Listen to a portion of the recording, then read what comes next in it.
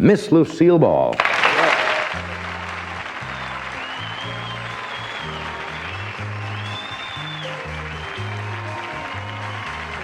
Got a tiny tin of me.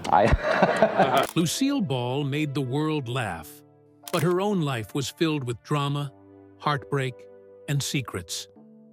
From her early struggles in Jamestown to the glittering heights of Hollywood stardom, she captivated millions.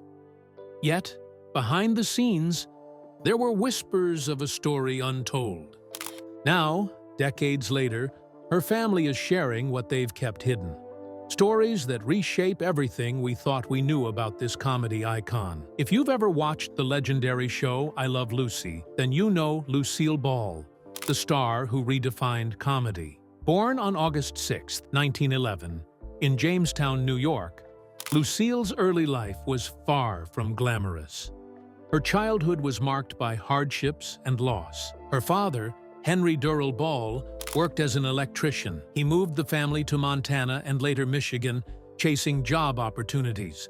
But in February 1915, tragedy struck. Henry died of typhoid fever, leaving young Lucille fatherless at just 3 years old. It was a loss that shaped her life in profound ways. Her mother, Desilu, grieving and pregnant with Lucille's brother Fred, returned to Jamestown for support. She found work in a factory and eventually remarried a man named Ed Peterson.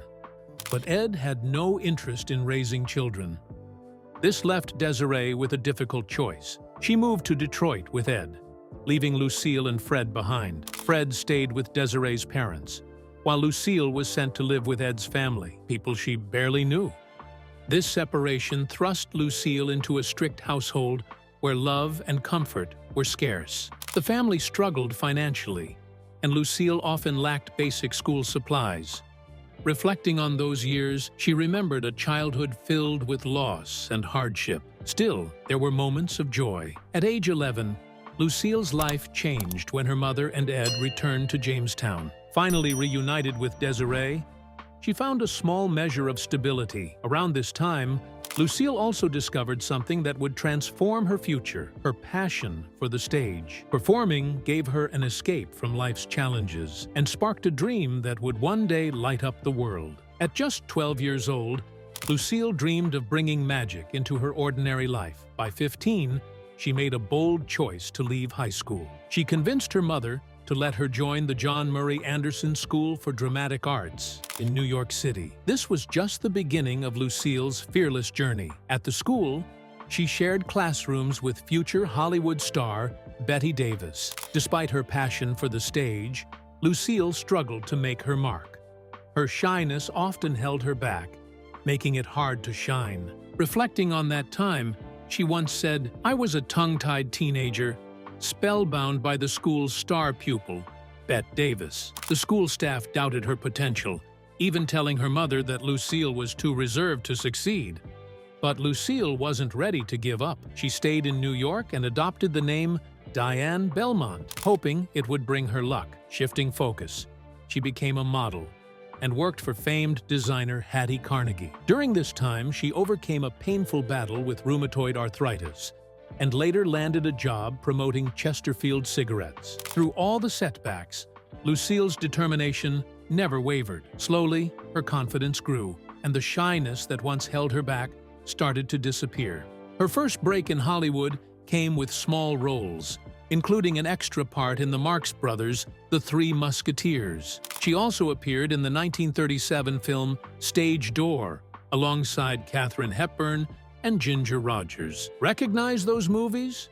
Probably not. They were considered B movies, earning Lucille the nickname the Queen of B movies for her countless roles in second-tier films. Over her career, she appeared in 72 films, many of them from this early period. By the 1940s, Lucille started landing bigger roles. She began appearing in more prominent movies and sitcoms, but her story truly changed when a certain Cuban man entered her life, helping to take her career to the next level. One pivotal film, Dance, Girl, Dance, introduced Lucille to Desi Arnaz, a lively Cuban band leader. Their connection deepened when they worked together on Too Many Girls.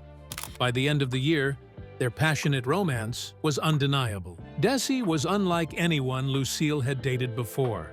With his youthful charm and fiery personality, he stood in stark contrast to the older men she'd been linked to in the past.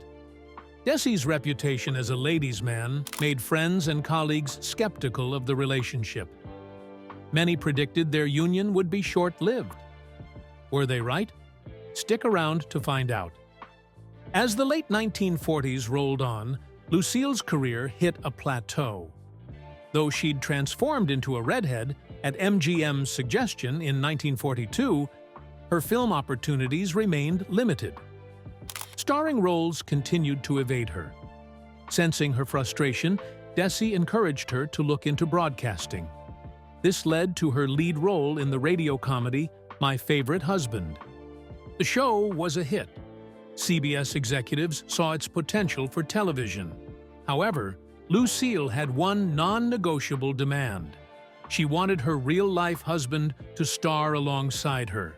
CBS initially refused. Undeterred, Lucille walked away from the deal. She and Desi then created a vaudeville act inspired by what would later become I Love Lucy.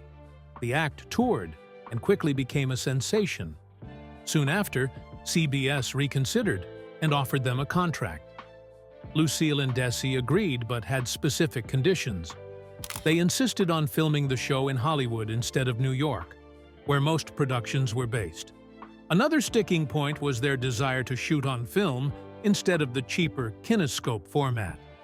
CBS balked at the costs, but the couple had a solution. They offered to take a pay cut in exchange for full ownership rights to the show. This deal allowed them to establish their own production company, Desilu Productions. Together, they built the foundation for what would become one of television's most influential shows. At the time, neither Lucille nor Desi could have imagined the massive impact their gamble would have. But as history shows, they were about to redefine television forever. On October 15, 1951, I Love Lucy premiered, changing television forever. Produced by Desilu Productions, it captured the hearts of viewers across America with its bold and innovative approach. The show starred Lucille Ball, Desi Arnaz, Vivian Vance, and William Frawley, forming a team that would shape the future of sitcoms. Tackling relatable themes like marriage, women working, and suburban life, I Love Lucy connected deeply with both men and women. One standout episode was Little Ricky, which aired on January 19, 1953. In it, Lucy Ricardo, Lucille Ball, gave birth to Little Ricky. In a remarkable coincidence, this episode aired the same day Lucille's real-life son, Desi Jr., was born via cesarean section. Despite the show's title, Lucille was the clear star. Her dedication to her craft was unmatched. Few moments were ad-libbed. Lucille rehearsed her comedic moves for hours, perfecting each gesture and expression. Her hard work paid off, influencing future comedy legends like Mary Tyler Moore, Penny Marshall, Sybil Shepherd, and Robin Williams. The show's success was massive. For 4 seasons, I Love Lucy was the #1 show in America. In 1953, it achieved an astounding 67.3 audience share. The episode where Little Ricky was born even scored a 71.1 rating, attracting more viewers than President Eisenhower's inauguration. Lucille's portrayal of Lucy Ricardo wasn't just a role, it was iconic. Her comedic timing and charm set a standard for television comedy that endures today.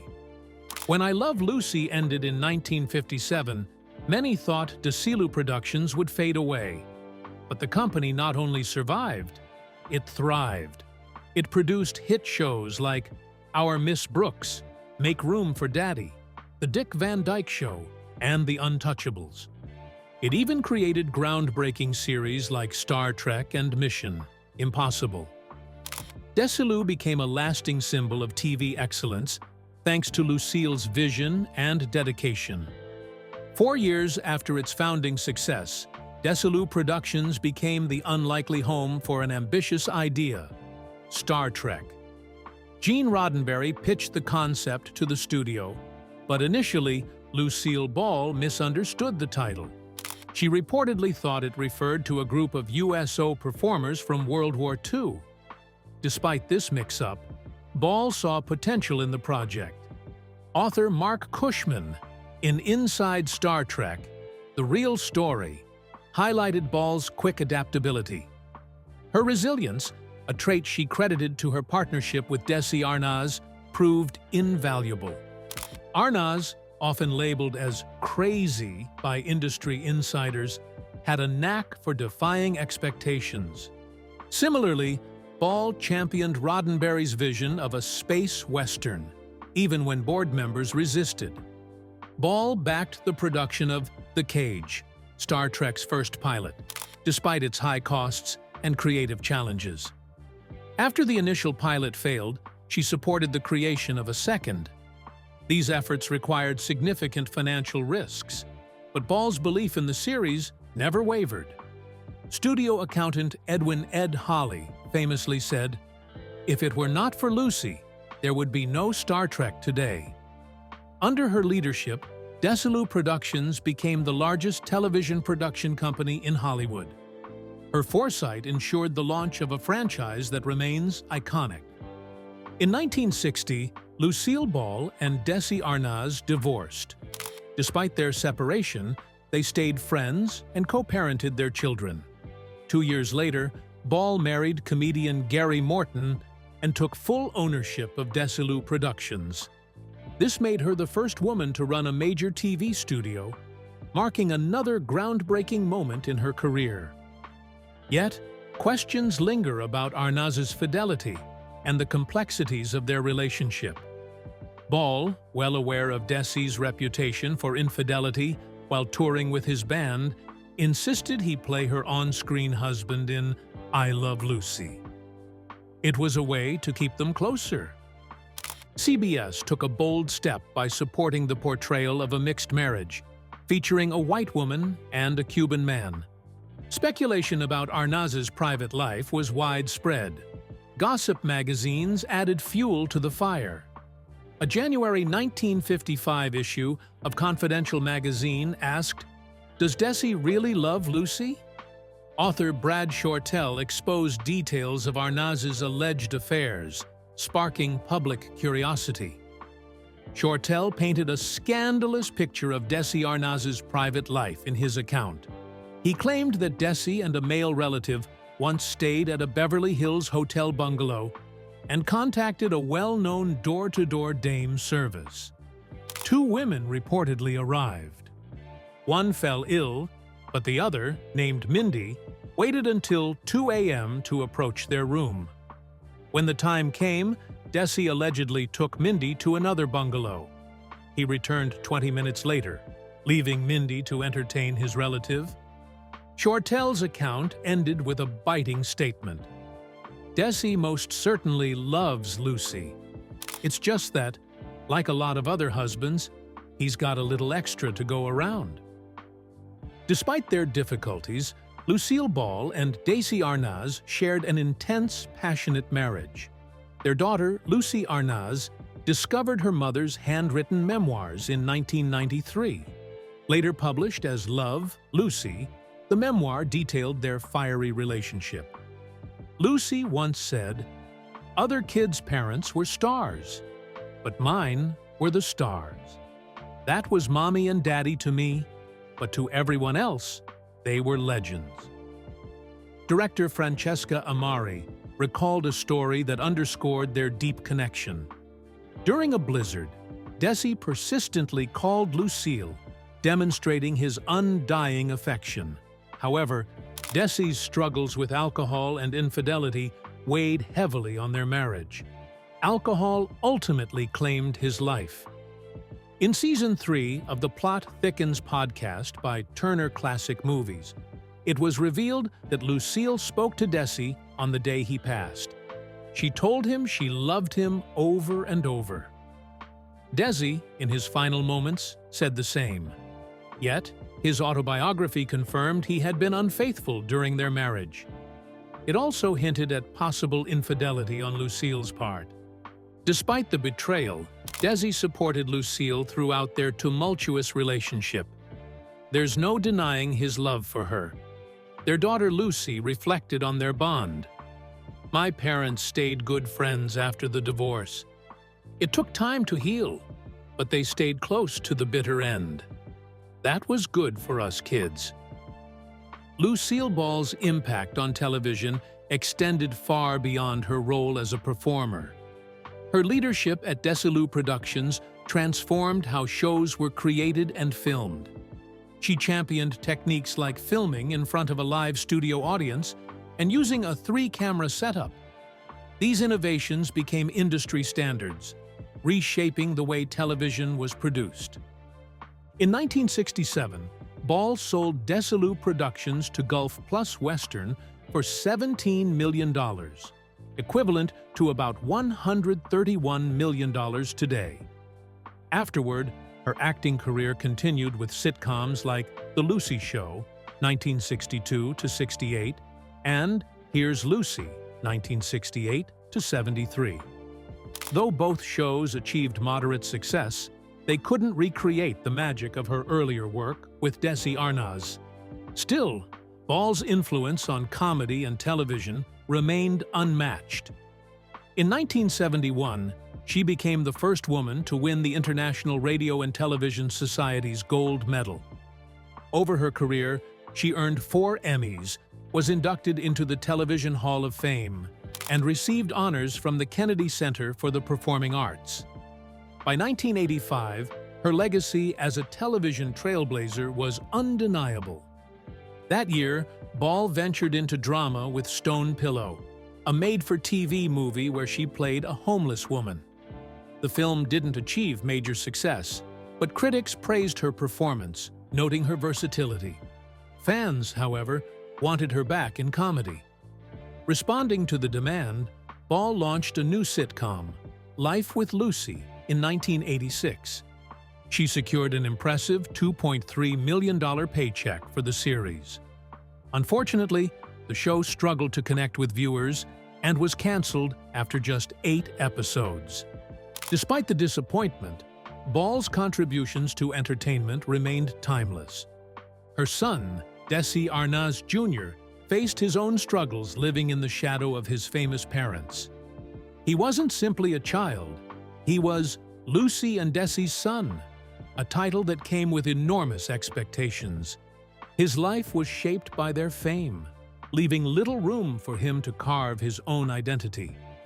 Behind the scenes, life for the Arnaz family was far from perfect. While America adored the laughter-filled world of I Love Lucy, the reality at home was different. Desi Jr. often watched from the sidelines as his parents' careers took center stage. The on-screen joy often gave way to real-life tension. Arguments, miscommunications, and the pressure to maintain their polished public image. He learned to wear a smile even when his heart felt heavy. Every red carpet event, every public appearance, added to the weight on his shoulders. From a young age, Desi Jr. knew millions were watching, expecting him to carry on the legacy of I Love Lucy. It wasn't just fame, it was a torch passed down from 2 Hollywood legends. Behind that polished smile, a question gnawed at him. Could he ever measure up? Each camera flash was a reminder of the immense expectations tied to his name. The pride associated with his family's success came with an equally crushing burden. It wasn't just about living in the shadow of fame, it was about becoming a mirror of his parents' triumphs. But how do you build your own identity when the world insists on defining you as their son? As he entered his teenage years, the pressure grew unbearable. He began to rebel, searching for independence outside the perfectly curated life of Hollywood royalty. The bright lights that once seemed magical now felt oppressive, trapping him in constant comparisons and unreachable standards. One of the hardest parts, was the loneliness. Surrounded by glamorous parties and adoring fans, few could see the struggles of a boy who just wanted to be himself. He didn't want to be Little Ricky or Desi Jr. He just wanted to be Desi. Behind the fame, he craved normalcy, a life where he wasn't a symbol of his parents' achievements. This yearning for identity would shape his path. The constant pressure wasn't just creating a celebrity, it was shaping a man who would grapple with addiction, heartbreak, and the never-ending quest to figure out who he truly was. His early years were a prelude to the challenges waiting for him as an adult. The scars left by fame were invisible to the cameras, but they ran deep. Yet, as difficult as his life had been, the most shocking parts of his story were still ahead. Lucille Ball, the iconic comedian and actress, passed away on April 26, 1989. Her death marked the end of a golden era in entertainment. Ball was more than a performer. She was a trailblazer who changed the face of comedy and television. As news of her passing spread, fans and colleagues expressed profound grief. Tributes poured in from every corner of the industry. Many reflected on her ability to bring joy while breaking barriers for women in entertainment. She had touched millions, both through her work and her indomitable spirit. Lucille Ball died after battling an aortic dissection, a severe tear in the body's main artery. Despite undergoing surgery, she passed away at Cedars-Sinai Medical Center in Los Angeles. She was 77 years old. The news shocked fans worldwide as they mourned the loss of one of television's brightest stars. She brought more laughter than tears, a colleague remembered fondly. We adored her, and her absence will be deeply felt. The impact of her loss reverberated far beyond Hollywood. Her career was unmatched, earning her countless accolades and awards. Yet her legacy wasn't just about professional success. Her personal life, particularly her complicated but passionate marriage to Desi Arnaz, captivated the public. Together, they formed one of Hollywood's most beloved and scrutinized couples. Their love story, filled with highs and lows, added depth to her larger-than-life persona. Even in her absence, Lucille Ball's influence remained undeniable. She was more than a star. She was an icon whose legacy would continue to inspire future generations. After Lucille Ball's passing, tributes poured in from every corner of the media. Television networks aired retrospectives celebrating her groundbreaking career. Magazines and newspapers reflected on her immense contributions to comedy and television. Fans reminisced about unforgettable moments like Lucy Ricardo's wild schemes, the hilarious Vita Mea te Vegamin scene, and her heartfelt connection with Ricky. On April 28, 1989, Ball's funeral took place at Forest Lawn Hollywood Hills Cemetery. It was a private ceremony attended by close family and friends. The entertainment world grieved the loss of a pioneer who had redefined comedy and television. Her star on the Hollywood Walk of Fame became a shrine for mourning fans. They left flowers, cards, and heartfelt messages to honor the woman who had brought laughter to so many. In the years after her death, Lucille Ball's influence remained undeniable. Retrospectives of her work and special awards kept her memory alive. Her television shows, particularly I Love Lucy, continued to captivate new generations. Ball's contributions to comedy and the advancement of women in entertainment were celebrated as integral parts of her enduring legacy. Lucille Ball's passing marked the end of a legendary life.